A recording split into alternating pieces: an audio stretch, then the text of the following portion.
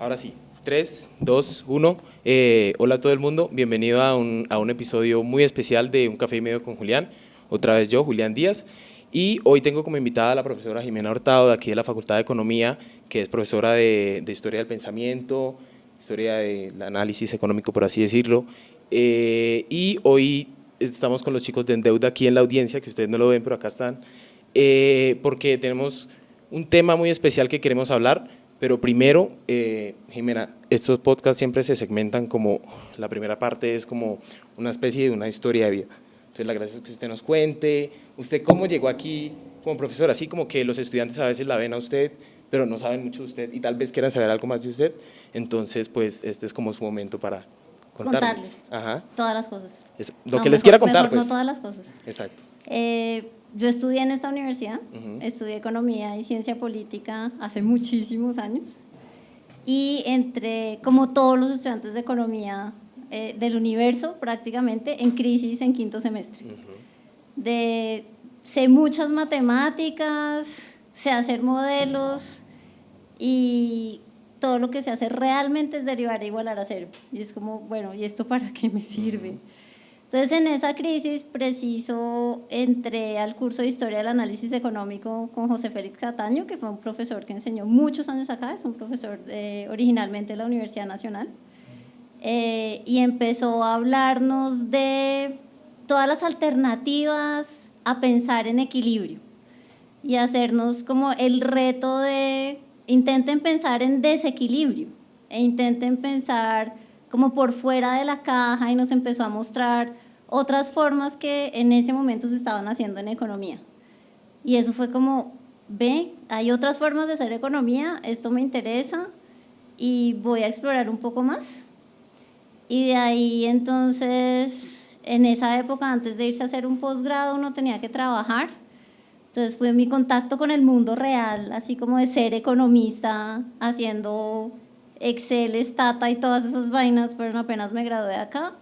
Después de hacer el coterminal, que hice también el PEG, y empecé a trabajar en la oficina de asesores del Gobierno Nacional para Asuntos Cafeteros, en la Federación de Cafeteros de Colombia.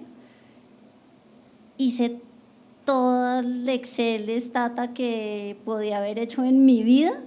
Y otra vez me empezó esta angustia como de, pues estamos hablando de gente, estamos hablando de familias cafeteras, estamos hablando de una de las partes más importantes de la economía de este país, y empezó una angustia como personal de, y yo ni siquiera tomo café, no sé nada de esta gente, yo solamente veo datos y datos y más datos y hago cálculos sobre los datos, entonces miro a los cafeteros produciendo, pero también miro la bolsa en Nueva York y qué está pasando con los precios, pero mirando tantos datos a uno como economista como que se le pierden las historias de vida.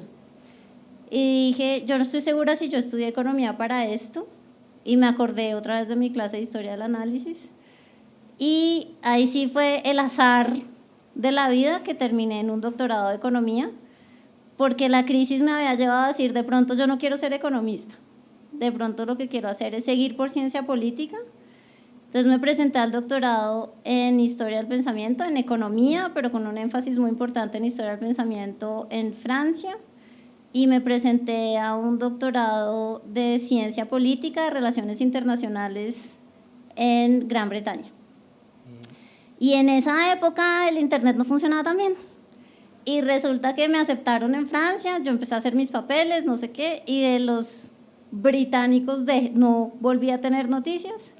Y ya cuando tenía todo listo, tiquete comprado, maleta armada, me escribieron de esta universidad en Gran Bretaña diciendo, oiga, acabamos de encontrar su carpeta entre un cajón, se quiere volver para acá, la recibimos ya, no sé qué, pero ya era muy tarde. Entonces eso fue como la jugada del destino, terminé efectivamente siguiendo en Economía en Historia del Pensamiento. Y lo primero que hice ahí fue un máster en epistemología económica. Es una vaina muy rara. Y es muy raro para los economistas hacer eso. Y de ahí empecé a hacer el doctorado. Entonces en el máster empecé a preguntarme como cuál es el origen del mal. O sea, tenemos que entender dónde nos perdimos como economistas y dónde perdimos como esa preocupación por la gente y nos obsesionamos con los datos.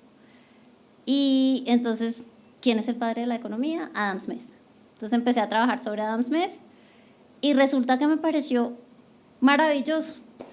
Y me reconcilié con la economía y entendí que la economía había unas razones muy poderosas para usar datos y números y ecuaciones y que el lenguaje de la economía sean las matemáticas, pero que la esencia de la economía va más allá y que muy probablemente, dado el nivel de especialización que tenemos en el pregrado, eso a veces lo perdemos, se nos olvida la esencia de la economía.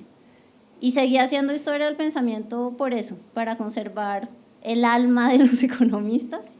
Y ahora eso es lo que hago y lo he hecho durante harto tiempo. Bueno, usted de una vez se me fue al segundo tema que quería tratar, pero pues le pregunto, entonces, ¿cómo hacemos para que no se nos pierda el rumbo? O sea, porque como usted dice, a medida que las cosas se van volviendo más y más difíciles, porque las preguntas que quiere resolver la economía ciertamente tienen como bastante detrás, no hay una respuesta simple. Entonces, ¿cómo hacemos para que no se nos pierda el rumbo en papers y en econometría y tener siempre en la cabeza las preguntas sociales? Porque, pues si yo le digo honestamente, a veces parece que esta facultad solo se preocupará por eso. Sí, y entiendo por qué, pero el asunto es que yo creo que debemos tener espacios y yo creo que, por ejemplo, la historia del pensamiento es eso, pero la reforma que le hicimos al pensum es un poco eso también. Tener espacios en los cuales podamos parar en nuestra formación muy especializada de economía y ver qué es lo que estamos haciendo y ver que lo que estamos haciendo en la formación y lo que estamos aprendiendo nos sirve para resolver esas preguntas que son con las que empezamos a estudiar economía. Entonces, queremos hacer del mundo un lugar mejor, queremos ocuparnos de la pobreza, del desarrollo, de la desigualdad, todas esas preguntas fundamentales con las que la gente empieza a estudiar economía, son preguntas que siguen ahí y que todas las herramientas que estamos aprendiendo sirven para resolver esas preguntas. Como usted dice, no tenemos respuestas únicas, pero esas herramientas nos permiten explorar de manera muy rigurosa esas preguntas.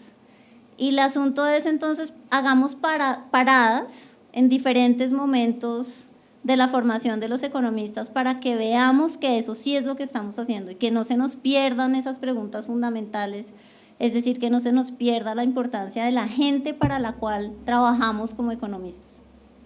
Antes de transicionar ahorita como full a la parte en la que vamos a hablar de eso mucho más a fondo, me gustaría preguntarle como un poquito como aquí en la facultad hay muchos estudiantes que tal vez están pensando en ir a hacer un doctorado, una maestría a otro lado. ¿Qué consejo les da usted cuando se vayan? Porque ciertamente me imagino que pues uno estará solo en otro país, tal vez no hable 100% el idioma. ¿Cómo hizo usted para hallarse en ese lugar? Primero hay que saber uno qué quiere hacer, o sea, esta facultad, y entiendo por qué pasa eso, la mayoría de los profesores, todos los profesores pasamos por ese proceso, entonces tenemos como esta tendencia a reproducir lo que nosotros hacemos. Pero la primera pregunta que se debería hacer un estudiante es si de verdad quiere hacer eso. Entonces parar un momentico, parar y pensar, bueno, entonces ¿de verdad quiero seguir haciendo economía? Es la primera pregunta. Porque un pregrado le sirve a uno para hacer, y sobre todo un pregrado de economía, sirve para hacer una cantidad de cosas.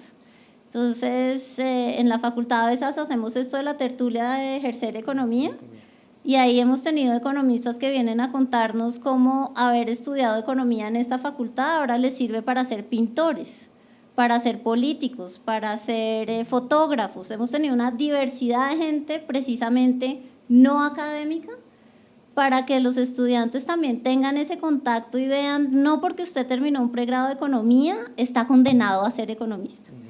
Usted tiene una forma de pensar muy ordenada, muy estructurada, que le puede servir para lo que quiera hacer.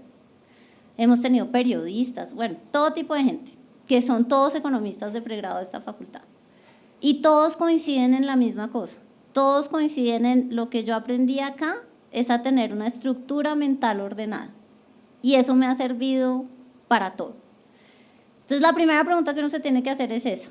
¿Quiero seguir haciendo economía o no? La segunda pregunta que uno se tiene que hacer es ¿cómo quiero hacer economía?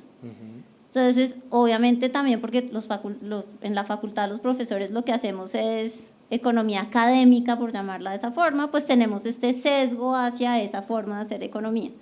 Pero hay muchas formas de hacer economía. La academia es una, pero uno puede hacer políticas públicas o puede dedicarse al sector social o al sector privado. Entonces, esa también es una pregunta importante. Y uno después puede cambiar de opinión, pero digamos, paremos, preguntémonos eso, y después decidió, no, sí, quiero hacer un posgrado. La siguiente pregunta, ya vamos en 3, es, ¿quiere hacer un posgrado como para qué? Si usted quiere dedicarse a la investigación, quiere dedicarse a la academia, enseñar es algo que le apasiona, hacerse preguntas y tomarse el tiempo para pensarlas y para explorar y para investigar, eso significa que usted probablemente debería hacer un doctorado. Pero si usted quiere hacer economía más práctica, tangible. Economía, no, yo creo que los del doctorado también hacen economía tangible, pero creo que los que son más dados a cosas más rápidas, sobre todo, que enseñar no les interesa, que la investigación no es su cosa, deberían hacer una maestría. Y hay todo tipo de maestrías que uno puede hacer. Y hay una cosa que nos tenemos que sacar de la cabeza y que nosotros intentamos hacer el esfuerzo, pero no somos tan exitosos, no es cierto que los mejores estudiantes o los estudiantes más inteligentes o los estudiantes más disciplinados son los que van a hacer el doctorado. Eso no es verdad. Hacer el doctorado no tiene que ver con ser inteligente, no tiene que ver con ser el más juicioso, no. El doctorado es una maratón de resistencia y de voluntad. Y entonces ahí sí uno tiene que tener unas ganas muy duras, porque si uno tuvo crisis en quinto semestre de economía, esto es una crisis permanente de por qué estoy haciendo esto es de una soledad absoluta, esto es, salió el último paper que está diciendo lo que yo acabo de encontrar hace 2 segundos, entonces ya me toca cambiar es muy angustiante. Entonces, claro, digamos, las competencias básicas para hacer cualquiera de las dos, ser buen estudiante, interesarle la economía, son cosas que se necesita para cualquier tipo de posgrado. Pero si usted está en una cosa más de, usted cree que usted tiene la fuerza de carácter para soportarse entre 4 y 5 años, de que de manera permanente estén poniendo en cuestión todo lo que usted hace, puede que resista. Yo una vez estaba hablando con Daniel Wills, profesor de aquí de la facultad, que es mi profesor consejero, y él me dijo exactamente lo mismo.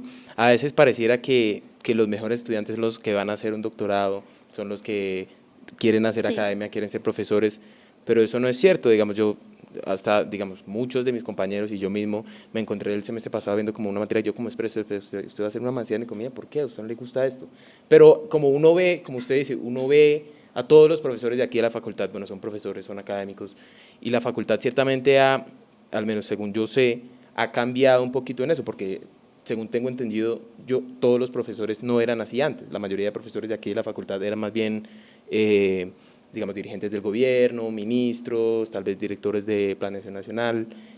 En ese cambio de la facultad, usted… yo tengo varias opiniones ahí, ¿sí? La primera cosa es, claro, la universidad cambió, la universidad toda, no solo la facultad de economía, y el cambio empezó hace unos 15, 20 años, más o menos. Entonces, a mí me tocaron ese tipo de profesores que todavía los tenemos acá, ¿no? Pero son los profesores de cátedra, o sea, no todo el programa de estudios está, o buena parte del programa de estudios no está en manos de ese tipo de profesores. Y yo sé que para los estudiantes es difícil, pero yo les puedo decir, como en mi experiencia al menos, había un problema con esos profesores y era, pues están mucho más ocupados haciendo otras cosas y su prioridad no es la universidad. Y además son profesores que no están en la punta de la teoría, de la ciencia, de la aplicación y de la metodología, pues porque están haciendo otras cosas. Entonces, lo que les garantiza tener profesores de planta con doctorado todos es estar en la punta de la economía. O sea, lo que están aprendiendo acá es lo que se está haciendo en la punta, en la frontera de la ciencia, si creemos que es una ciencia, de la disciplina, digamos. Y yo creo que eso significa que puede ser mucho más exigente, contamos menos historias y somos menos buenos para contar historias, pero hay otro pedazo que es, y esto va a sonar súper pedante uniandino, estoy consciente, Pero hay un pedazo que se nos olvida cuando estamos en esta facultad, y es que buena parte de los profesores de esta facultad son asesores muy cercanos del alto gobierno, muy cercanos.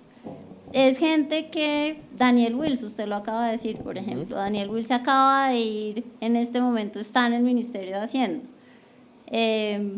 pues Alejandro Gaviria, Juan Carlos Echeverry, pero si usted pregunta Raquel Bernal, Marcela Eslao, o sea, haga la cuenta de todos, y todos tienen relaciones muy cercanas con el alto gobierno. Entonces, esa idea que a veces tenemos como es que ustedes son profesores que se las pasan aquí metidos, que no aplican economía, que no hacen economía tangible, no es tan cierta. Es más bien falsa, digamos. Okay. Entonces, esa es una cosa que es muy importante porque se nos pierde de vista, ¿sí? Y entonces, digamos, esta sensación que podemos estar generando porque nos ven acá todo el tiempo, o la mayor parte del tiempo, es que nos están enseñando una cosa que finalmente allá no es lo que se hace, allá en el mundo de los que queremos hacer, no es tan exacta. Yo creo que ese es el cambio radical que hemos tenido. Entonces, efectivamente, cuando yo estudié en esta universidad, teníamos muchos menos profesores de planta, y eso significaba que, por ejemplo, preguntarle a los profesores era súper complicado, tener una cita con un profesor era dificilísimo, el contacto con los profesores era mucho menor, y yo creo que eso sí tiene ventajas de poder estar acá y ver la vida de la facultad y ver lo que están haciendo los profesores y poder, por ejemplo, participar en las investigaciones de los profesores y ser asistente de investigación es un muy buen camino para saber si uno quiere ser economista y después hacer un doctorado o no, o de pronto quiere hacer otras cosas. Entonces, claro, obviamente mi sesgo es yo trabajo acá, por lo tanto me parece que este es un muy buen lugar para hacer, para trabajar y para estudiar economía. Pero de nuevo, vuelvo a la cosa, creo que sí hay una cosa en la que nosotros como profesores todavía nos falta trabajarle más, y es poder transmitirle a los estudiantes, uno, no todo el mundo tiene que hacer doctorado. Dos, no por graduarse de economía usted tiene que ser economista. Y tres, tenemos más contacto con el mundo allá afuera de lo que ustedes perciben. Y eso seguramente son cosas que tenemos que trabajar nosotros más. No, yo solo lo decía porque pues ciertamente hay como puntos buenos y puntos malos, como que lo que usted decía, solamente vemos como una forma de hacer economía, sí. Entonces tal vez si uno viera las demás, y lo hace la facultad ahora con las tertulias y eso, pues no estaría la gente tan confundida. Pero usted también dijo que a veces la esfera, digamos, política, digamos, económica, por así decirlo, y aquí la facultad están muy entrelazadas, y justo quiero hablar, pues de eso vinimos a hablar hoy, de tal vez los problemas de comunicación que hay entre la economía académica y esa esfera política, de la política pública, pero también la esfera como en general, cómo la gente percibe a los economistas. Usted antes de empezar nos estaba como cuestionando si eso de verdad pasa, pero pues me gustaría, digamos, primero preguntarle, ¿piensa usted que hay un problema de comunicación entre la economía y la población en general? Sí. Sí. ¿Por qué? Sí, creo que hay un problema porque hay una falla en la formación de los economistas, y es que empezamos a hablar economista y se nos olvida hablar español. Exacto. Y eso es una falla grave. Y es una falla que se va compensando a medida que la gente va teniendo más experiencia en el tiempo.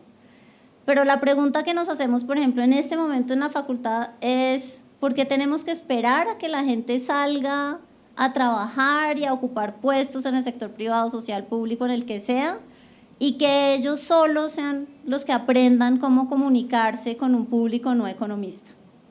Porque lo que estamos absolutamente seguros es que la gente que se gradúa de acá puede hablar economista muy fluidamente, y eso es reconocido en el mercado laboral. El problema es el otro lado, hablar español, comunicar nuestros mensajes de manera persuasiva, respetuosa, en un idioma que no sea economista, es una cosa en la que tenemos que trabajar mucho más. Y no esperar a que la gente aprenda por sí sola eso cómo se hace, el proceso de comunicación.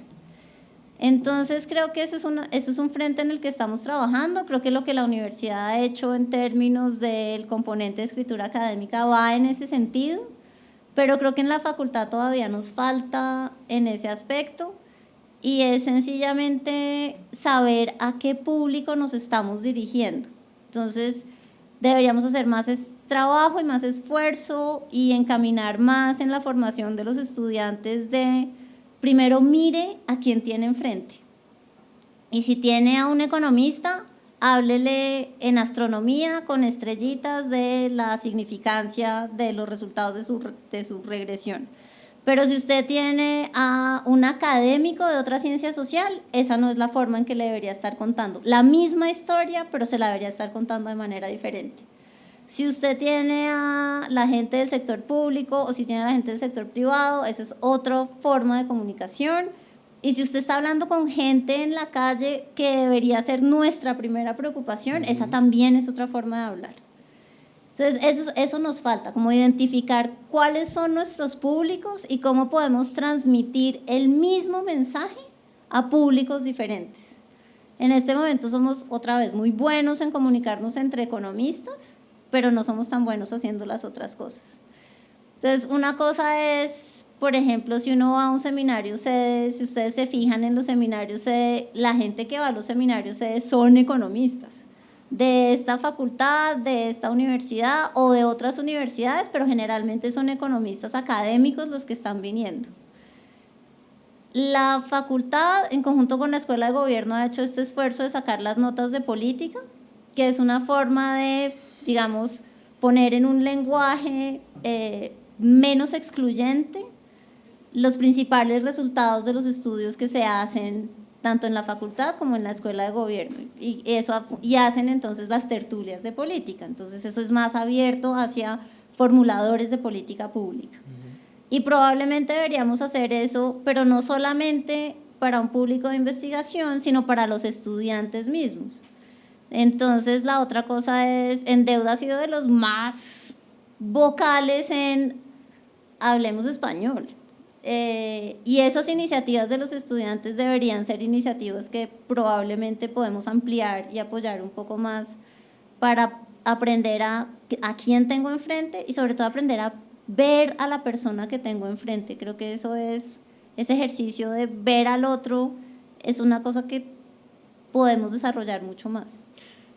¿Y usted cree que también de pronto el problema de comunicación va en el otro sentido? Tal vez yo lo decía como entre las lecciones que da la economía, y ciertamente la economía académica, y lo que se aplica en el gobierno, pues hay como una especie de desfase, o tal vez ni siquiera a veces el gobierno escucha lo que dice pues la economía académica.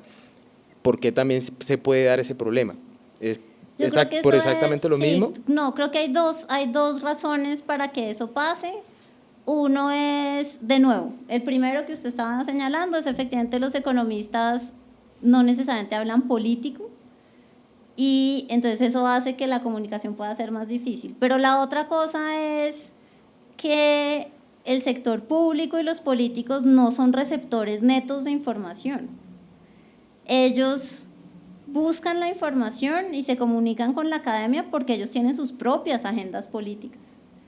Entonces, obviamente, ellos van a tomar de lo que les dice la academia lo que les sirve para su agenda política. Y no los estoy descalificando para nada, sencillamente eso es lo que hacen. Ellos fueron elegidos o fueron nombrados en lugares para adelantar unos ciertos programas. Entonces, ellos sencillamente pueden estar alimentando esos programas o esas con ideas que salen de la academia, porque eso les da respaldo, eso les da peso, eso les da evidencia para lo que ellos quieren hacer. Pero ellos son los productores, ellos, de las cosas, ¿no? Entonces no hay una línea directa entre lo que sale de la academia y lo que se produce a nivel de política pública, porque la política pública tiene unos intereses y unas dinámicas propias que un economista no puede desconocer. Entonces el economista no puede intentar llegar a decirle al gobernante o al congresista, mire, lo que usted tiene que hacer es tal cosa, porque es que ellos saben qué es lo que quieren hacer. Entonces, ahí hay una frase que usamos mucho en Historia del Pensamiento, que se conoce hace muchos años, y es: el economista es el consejero del príncipe, pero no es el príncipe. El economista no es el que decide, el economista es el académico en particular, es el que va y le dice, mire, estas son sus opciones, si esto es lo que usted quiere hacer, yo le puedo contar cómo puede lograr hacer eso que usted quiere hacer, pero la decisión final no es del economista. ¿Y es frustrante eso en alguna medida? Que tal vez escuchen de a pedazos lo que uno dice. A veces, claro, sí, es frustrante porque entonces es como esta política salió mal, pero salió mal porque no la hicieron con el nivel de detalle o porque mezclaron cosas pero esos son los gajes del oficio. Claro. Bueno, Jimena, también quería yo preguntarle acerca de cómo cree usted, dado que usted es historiadora del pensamiento, ¿cómo cree usted que llegamos a la economía como la hablamos ahora? Pues Alan decía aquí que Smith pues escribía en palabras, ¿sí? Como en un discurso muy claro y como conciso, y ahora pues si usted mira la frontera del conocimiento económico pues es totalmente diferente a lo que era antes. Sí. También hay una cosa que es importante y es la manera en que contamos la historia. Entonces, como en cualquier caso de historia, la historia está hecha con las historias de los exitosos.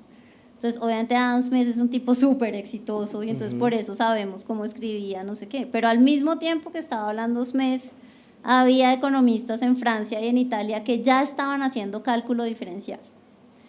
Y eso no pegó. En ese momento eso no pegó.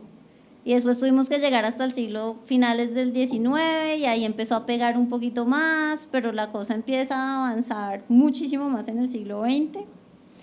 Y creo que eso tiene que ver con una cosa que se ha llamado el giro empírico, que es los economistas empezaron a recibir unas críticas muy duras de las otras ciencias sociales, de la psicología, diciendo, ustedes con sus teorías y sus modelos no están diciendo cosas sobre el mundo real. Entonces los economistas empezaron a preocuparse por tener más datos, por tener más evidencia, por levantar más observaciones, y ahí viene como el gran boom de la inferencia estadística y de todas estas cosas que ahora hablamos mucho más en esos términos. Entonces eso hace que efectivamente los economistas y la econometría ahora son uno, pues al menos en la corriente principal, pero las matemáticas vienen de mucho más atrás. Entonces Paul Samuelson, y seguro todos los que estudian economía han oído hablar del señor, decía, las matemáticas son el lenguaje de la economía, y esto es antes inclusive del boom de la inferencia estadística. Y la razón por la que Samuelson decía eso es que hay una ventaja del lenguaje matemático sobre el lenguaje no matemático o el lenguaje literario, por llamarlo de alguna manera, y es que en matemáticas a usted no se le puede escapar ningún detalle. Y las matemáticas son absolutamente replicables. Y mientras, voy a decir una cosa que probablemente los matemáticos no están de acuerdo, pero en economía funciona, mientras 2 más 2 es 4 y todos entendemos 2 más 2 es 4 y 2 más 2 siempre es 4, si usted dice blanco, amarillo, verde, podemos estar hablando de tonos diferentes de blanco, podemos estar hablando de combinaciones de colores, le puede estar evocando, yo digo blanco y usted piensa en leche y la otra persona piensa en nieve, entonces es mucho menos preciso. Entonces la razón por la que la economía empezó a utilizar tanto las matemáticas fue esta búsqueda de precisión, de ser absolutamente rigurosos en la secuencia lógica de los argumentos, ser absolutamente rigurosos en la transparencia del discurso. Esto es lo que yo estoy diciendo y usted lo puede mirar por arriba y por abajo y por el lado y estamos hablando exactamente de lo mismo. Pero podría ser también que nos haya jugado como en detrimento, porque eso es lo que yo siento que tiene, pues no sé si en ventaja, pero de diferente la economía a las otras ciencias sociales, y es que tenemos esa rigurosidad, pero tal vez eso nos hizo como un poquito pedantes y agrandados, y por eso tal vez es que los economistas somos un poco percibidos a veces así en la sociedad. Entonces, ¿cómo solucionamos, o pues cómo cree usted que solucionamos este problema como de humildad dentro de la economía? Yo creo que ese es un reto gigantesco de la formación de los economistas, ¿cierto? Entonces tenemos que otra vez aprender o entonces voy a volver al principio, tenemos que volver a recuperar la esencia de la economía. Y la esencia de la economía es aquello por lo cual todo el mundo entró a estudiar economía, y es quiero hacer el mundo mejor. Sí. Y eso se llama, me preocupa el bienestar social. Y eso lo perdemos en el camino. Entonces necesitamos más espacios para volvernos a acordar de que eso es lo que estamos haciendo, de que el economista no es más que un intérprete y, si quiere, un servidor de la sociedad, de los grupos para los cuales está trabajando. Entonces el economista no trabaja para sí mismo. La economía no existe solo para entender el mundo. La economía existe para hacer cosas sobre el mundo. Y podemos tener muchas fórmulas diferentes, pero lo que es común a todos los economistas es eso: queremos hacer cosas para que la gente viva mejor. ¿Qué quiere decir vivir mejor? Lo que la gente diga, no lo que opine el economista. Entonces, ese pedazo a veces se nos pierde en la rigurosidad de las matemáticas. Y se nos pierde el otro pedazo de la economía, que es uno de los pilares con los cuales reformamos el programa de estudios de esta facultad, que es: la economía es un arte. Y la economía es un arte significa sencillamente es muy exigente en la medida en que usted tiene que pensar de manera sistemática y rigurosa, y para eso le sirven las matemáticas, pero tiene que ser creativo. Entonces tiene que ir más allá de las matemáticas, tiene que poder ver el mundo y ver qué está pasando, interpretar a la gente. Entonces esa combinación hace que la economía sea particularmente exigente. Es una combinación que hace como una dualidad, como tengo que ser lo más estricto posible y al mismo tiempo tengo que ser capaz de imaginarme mundos diferentes. Tengo que ser capaz de imaginarme caminos que no hemos explorado o que podríamos explorar mejor. Entonces, en ese sentido, y es un poco lo que hacía la economía de manera mucho más clara antes, pero si uno va y busca, eso es lo que están haciendo los economistas en buena parte, es como cómo hacemos para de verdad construir y ayudar a construir caminos que nos lleven al proyecto de sociedad que queremos tener. Y hacer llegar el mensaje también. Sobre todo porque el proyecto de sociedad no puede ser el nuestro. Entonces, comunicarnos con la gente y preguntarle a la gente qué es lo que quiere hacer esa interpretación de las demandas sociales urgentes. Ese es el trabajo de un economista.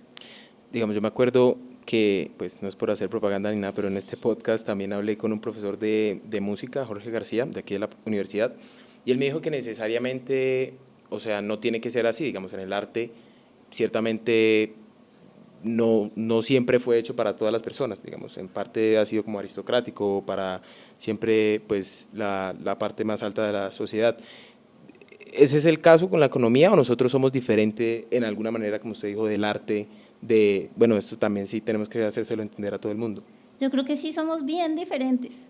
En ese sentido, la economía no puede ser, nunca ha sido pensada como una cosa que se debería quedar para un grupo. La economía son las interacciones sociales que tenemos todo el tiempo con toda la gente.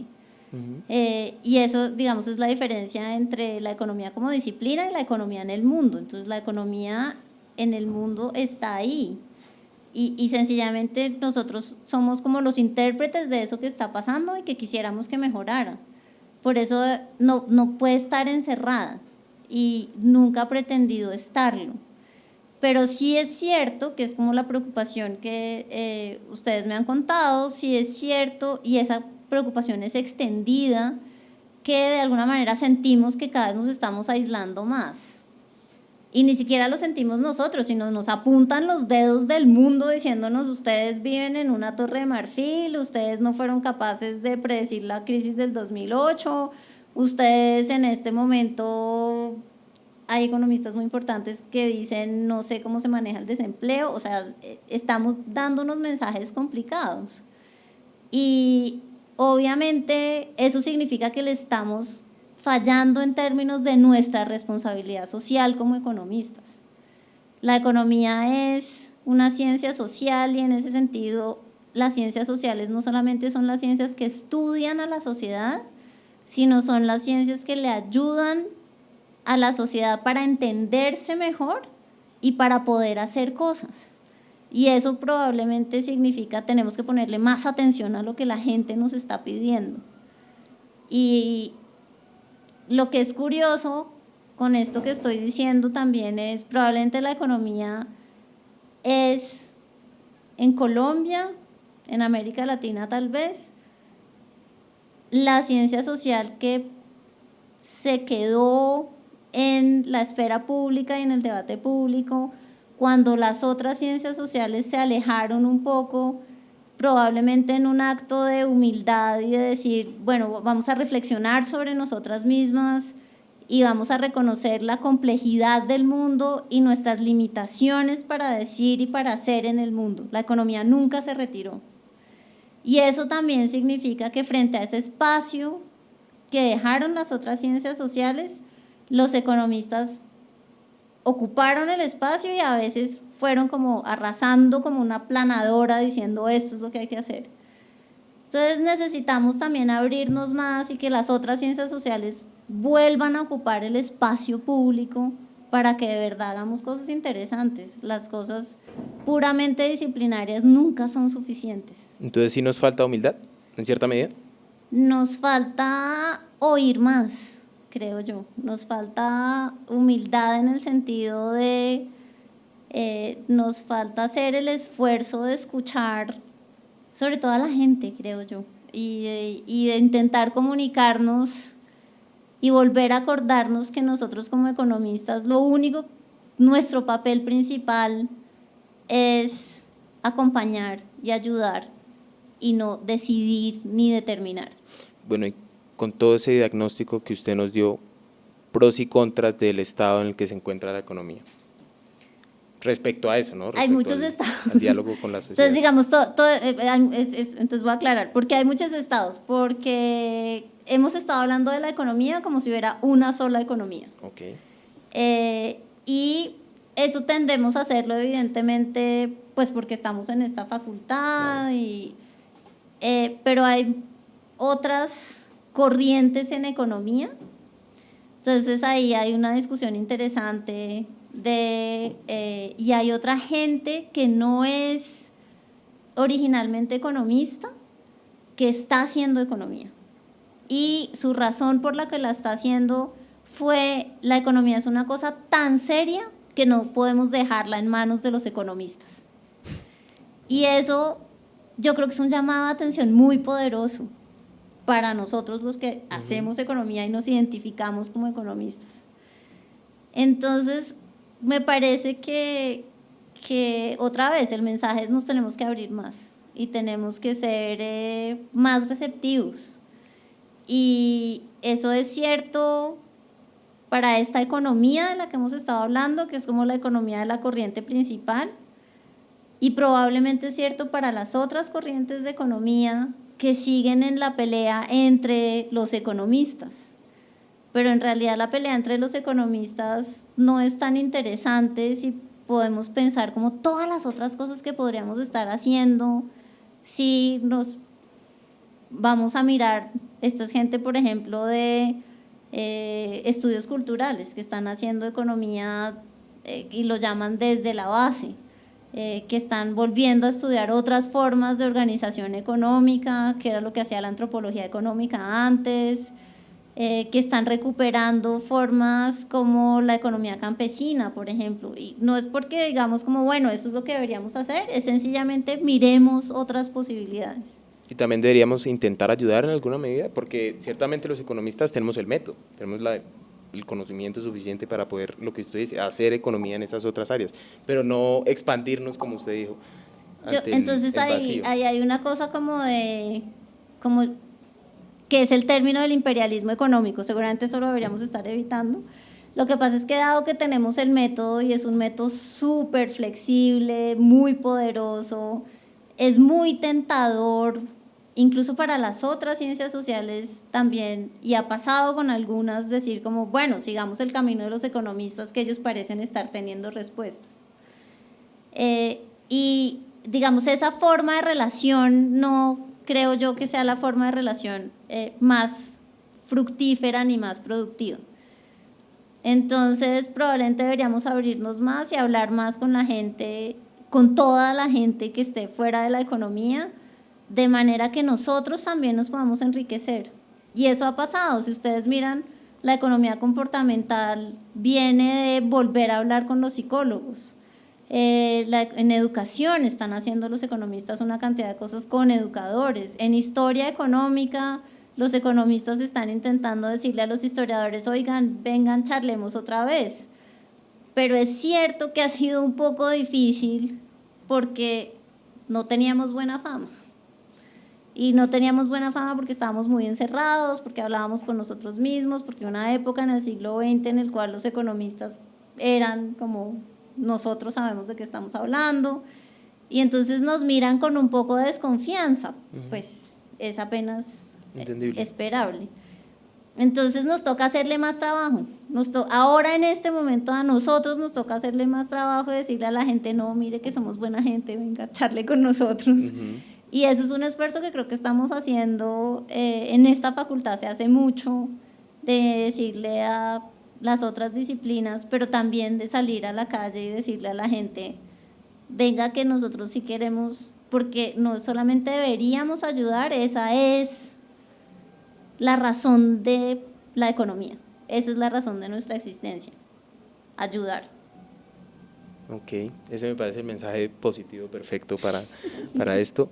Pues yo iba a preguntarle los retos, pero ya usted los dijo. ¿Algo más que quiera decir? ¿Es bueno o malo lo que estamos o simplemente es?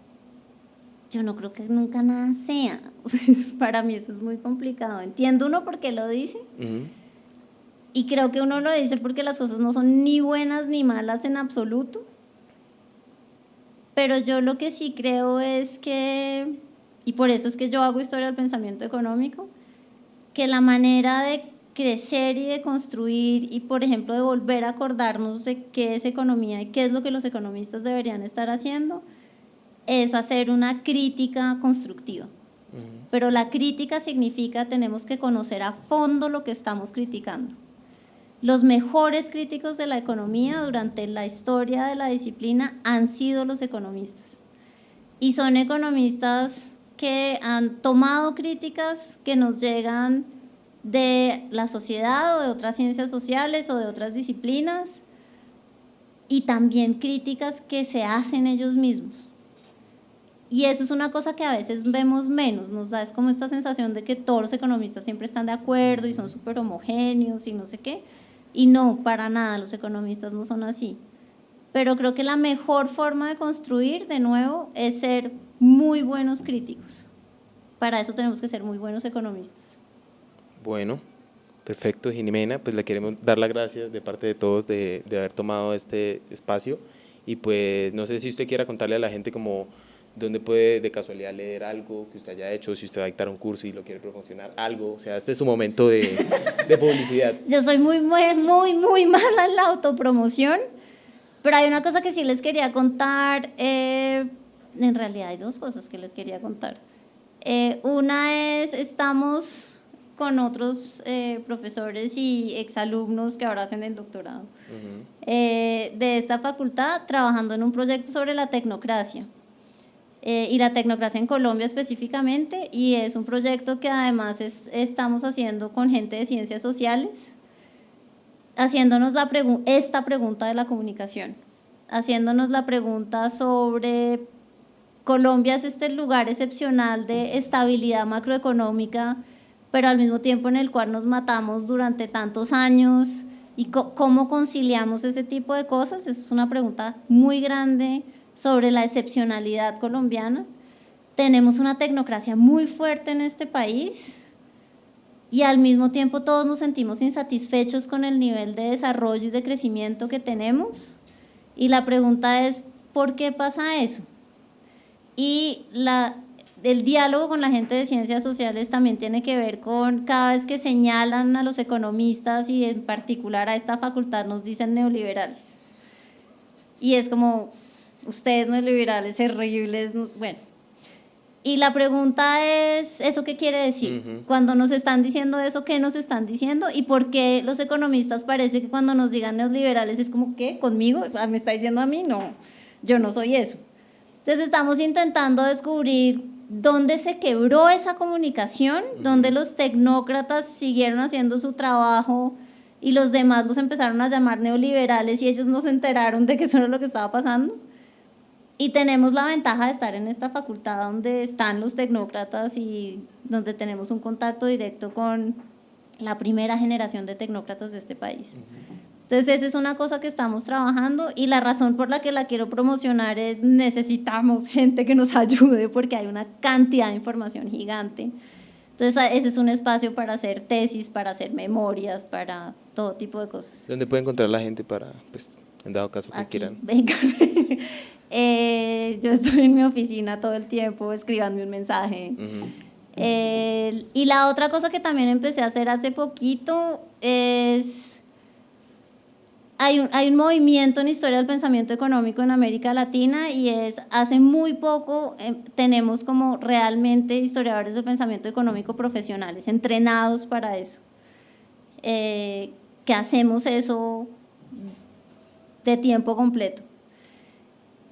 Y en nuestro entrenamiento nos entrenaron para hacerlo más bien como sobre los grandes pensadores. Entonces yo hago Adam Smith y no sé qué, y todos hablamos de estos grandes pensadores supuestamente universales.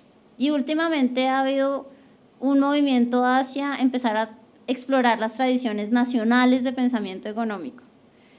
Y además nos entrenaron, volvimos a nuestros países y empezamos a pensar como, oiga, pero pues aquí hay pensamiento económico, deberíamos estar mirándonos nosotros también a ver si efectivamente Adam Smith es Adam Smith acá, es el mismo Adam Smith de español o es el mismo Adam Smith escocés. Y entonces empecé a hacer un trabajo sobre Adam Smith en Colombia y en América Latina y me he encontrado unas cosas buenísimas. Eso es más trabajo de archivo, pero también ahí hay un espacio para hacer memorias, tesis. Ahí está. Entonces la autopromoción es más bien de ese estilo de si les interesa trabajar en estas cosas, buenísimo. Bueno, ahí está. ¿Algo más que alguno de ustedes quiera decir? Que saludos. Sí, Jimena, muchas gracias y bueno. Siempre nos pone atención Jimena, siempre nos contesta. Muchas gracias Jimena por eso. Sí, Jimena. Y gracias a todo el mundo también que escuchó y vio este podcast. Muchas gracias. Bueno, eso fue gracias. todo. ¿Y ella sabe? Yo lo sé de... no. Lo de sí. Eso es la sorpresa.